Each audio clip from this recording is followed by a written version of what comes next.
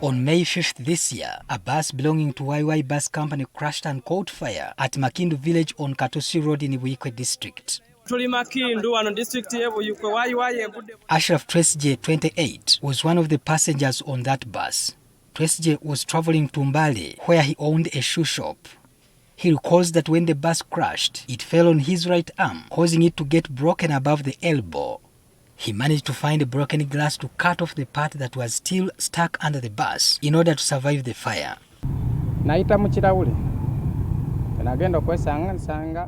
I came out through the bus window, but my hand was already broken. I tried pulling it out and I sensed that the bones had been crushed. I used a broken glass to cut the flesh, and later boda riders helped me to move out. At that moment, the bus caught fire. He was rushed to Lugazi Hospital, where he spent 3 days before being referred to Mbarara Regional Referral Hospital, closer to his family who could take care of him. He later visited the offices of the YY Bus Company seeking help. I met 2 men at the offices. They acknowledged that I was their routine client. That day, they gave me 50,000 shillings to go and buy some medicine. Although he received some money, he felt it was insufficient given his treatment needs. Returning to the bus company for more assistance, they proposed to settle the matter at Lugazi police station, where an agreement was reached to pay Tresje 4 million shillings. The agreement stipulated that, upon receiving the 4 million shillings from the company, Tresje would not pursue the case further. Tresje accepted the money due to his circumstances at the time, using it for treatment and to support his family since he could no longer work. I told them that the money they gave me was too little. Remember, I lost my luggage, which had merchandise worth more than 4 million shillings. The hospital bill was also over 4 million shillings. I signed the agreement, but I never understood what it meant. Currently, he requires an operation on his arm to remove glass residues and an artificial arm. The arm is rotting, and there are more broken bones.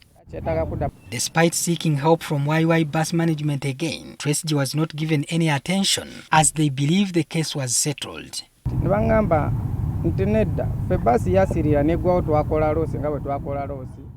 They were sarcastic and said that they gave me some money out of courtesy because they also made a loss when the bus got burnt. We visited most of the victims who were involved in that accident, and we managed to settle with most of them, him also inclusive. We had a sit down with him and we agreed on a certain amount of money and we paid it to him. We made an agreement, and he also went as far as making an additional statement at the police station, withdrawing any claims against YY coaches.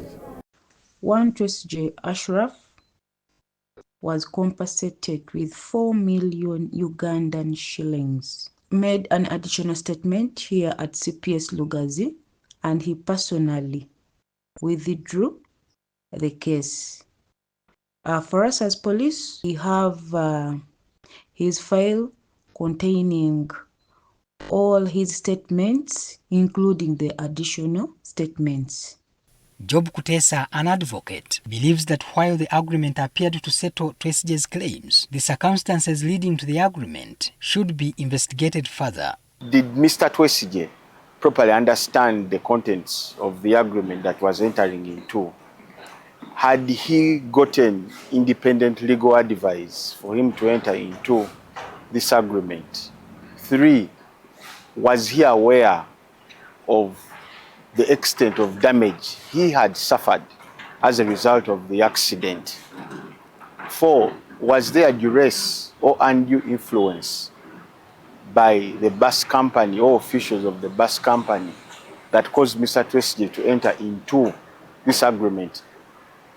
On the other end, we need to also look at the interests of the bus company. Did they properly and fully explain to Mr. Tresje what he was entering into? Kutesa suggests that there is a potential for further dialogue between the two parties. We need to go back and understand the procedure that was followed before compensation was given. If it was not proper, the bus company will have to sit with Mr. Twesigye and see how best to treat him further. Because if these injuries were as a result of the accident, we cannot fold our hands and say, Mr. Twesigye was sorted, bye-bye. I don't think that would be legally proper. Patrick Senyondo, NTV.